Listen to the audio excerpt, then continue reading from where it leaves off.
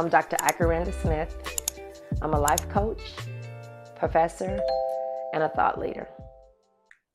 Hi, welcome back to my channel. I'm Dr. Ike, and as always, please hit the like and subscribe button, and let's jump right in. So lately, I've been talking a lot about self-worth and how our parents' perceptions of us can be a ceiling if we're not careful. We have to constantly challenge the notion of how our parents have seen us through their own limitations, right? Because if not, that'll become our ceiling. And so this week I wanted to talk about self-worth and self-awareness, a very important topic, but oftentimes people don't necessarily make it to self-awareness because they haven't learned to trust themselves and they haven't learned to deconstruct their relationship with shame and guilt. And they haven't learned competency, and they haven't learned how to take their own initiatives in life in order to reestablish who they are through the lens of their own journey rather than the journey that their parents wanted for them. And so for me, self-awareness has been a beautiful journey to this stage in my life. And it hasn't been easy, but one thing for sure is that I've always admired wisdom. I'm the type of person that I love to glean from someone who has been there, done that. Whether it's their mistakes or whether it is their successes, I can glean from both. And I think it's important because without that, you have a false sense of what it means to be self-aware. And so my mom had knowledge, but she was extremely afraid to use it. And I saw it in how she showed up in life as it relates to jobs. My mom was formally educated, and she never leveraged her knowledge. And it was almost like she got it because she wanted to see if she could do it. But once she received the accolade, she didn't take it and say, let me put legs to this education. Let me see what I can now do with it. Let's see now if I now take this education that I've learned and put it into action in environments where I can make a difference. How would that look in my life and the life of others? Because I believe that self-worth and self-awareness is a great catalyst for change when we put it in the right vehicle. And my mom was a giver. She is a giver. She has a way of seeing a need and feeling it, which is a very good quality to have in the world when you couple it with education, because then you become a social change agent. But I saw my mom take that component. It was limited by how her mom, who was my grandmother, outsourced a lot of her wisdom through her limitations. My grandmother too was a very smart woman who was very giving, who could drive but never did.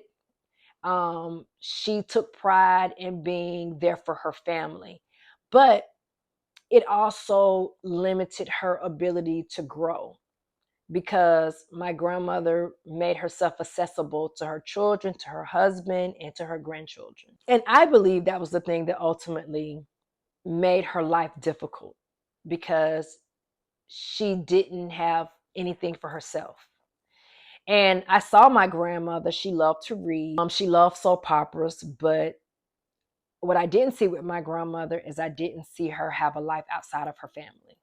And that was the same thing that I saw with my mother. It limited their ability to grow because when your community or your reflection of yourself is only seen through the lens of people with limitations, it limits how you view life and people around you. And so when your parents don't think beyond their parents' limitations and their parents' wisdom, they attach themselves to you through skepticism.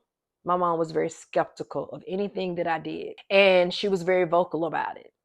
Hence why when I shared in another video about how I didn't know that I had a full ride to Savannah State until I was an adult. I was like, okay, thanks for nothing. And I look back and I'm like, she was skeptical. She was skeptical of what that could have meant for me because her dreams and aspirations were also limited by her parents' inability to not believe beyond their own fear. And so it is so important that as you grow in knowledge in life, to re examine what you know against what your parents knew. Because some things you know are not necessarily beneficial, they are just things you know, but they don't help you grow. And another thing that was very interesting about my mom is that my mom was very homophobic for a stint of her life. She was that way because of how she was indoctrinated into religion, but she never challenged it until she became an adult. And she didn't challenge it until I forced her to challenge it. And not even because I was queer, but because I'm like, listen, what kind of God, right, would punish you for who you are, you know? And I had to challenge her. I'm like, you have all of this knowledge, but you're not using it.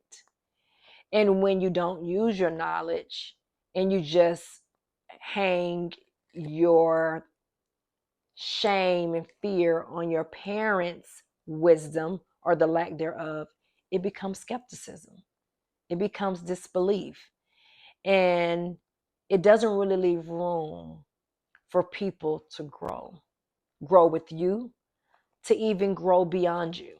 And so for me, a stint of my life, I had to separate myself from my family because I couldn't see myself and hear myself beyond such people with very limited beliefs, well meaning, of course, but it didn't really allow me to expand.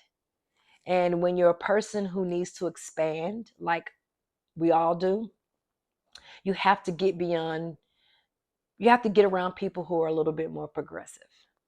And so for me, what I learned is I had to constantly re examine my beliefs and reestablish connection with myself, with a higher source, and also with people around me who also even challenged my beliefs of what I had learned, even though some of the things I had learned were really good.